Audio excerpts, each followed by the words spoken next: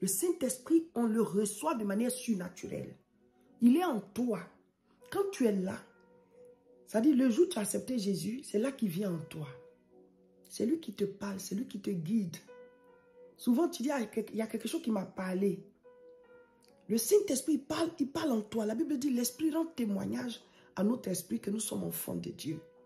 Donc souvent, c'est lui, quand par exemple tu veux t'énerver ou bien tu veux commettre un péché, c'est lui, la petite voix qui te dit, fais pas ça, fais pas ceci. Maintenant tu es chrétien. C'est ça, c'est lui le Saint-Esprit.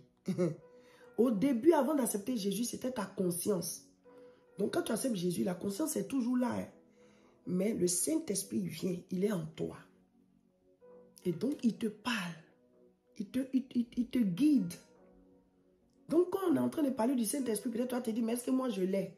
Si tu as accepté Jésus, il sait qu'il est là. Mais seulement souvent on ne l'écoute pas. Donc il parle, finalement il s'éteint. Sinon il est là. Alléluia. Le Saint-Esprit c'est le gage de notre salut. Eh mes frères, on va découvrir beaucoup de choses. Celui qui n'a pas le Saint-Esprit, il n'a pas Jésus. Il n'appartient pas à Jésus, il n'a pas Jésus. Mais tu l'as le Saint-Esprit. Il n'est pas visible, il est en toi. Dès l'instant où tu as accepté Jésus, tu as le Saint-Esprit.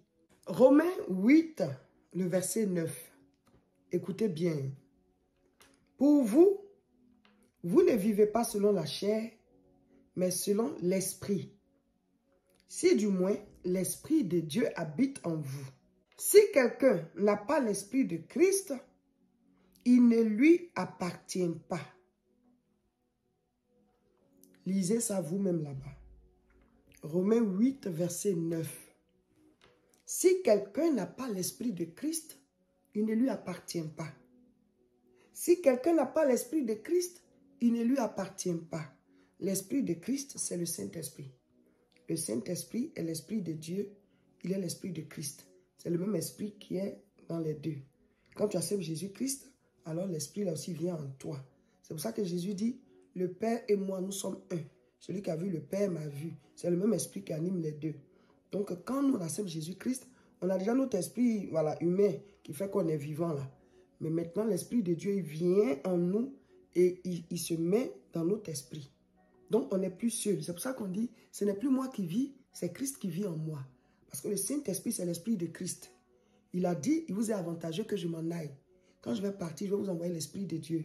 Mon esprit, le Saint-Esprit, celui que le Père a promis. Et donc, parce que moi, Jésus, quand je suis là, comme j'ai pris le corps humain, quand je suis à un endroit, je ne peux pas être partout.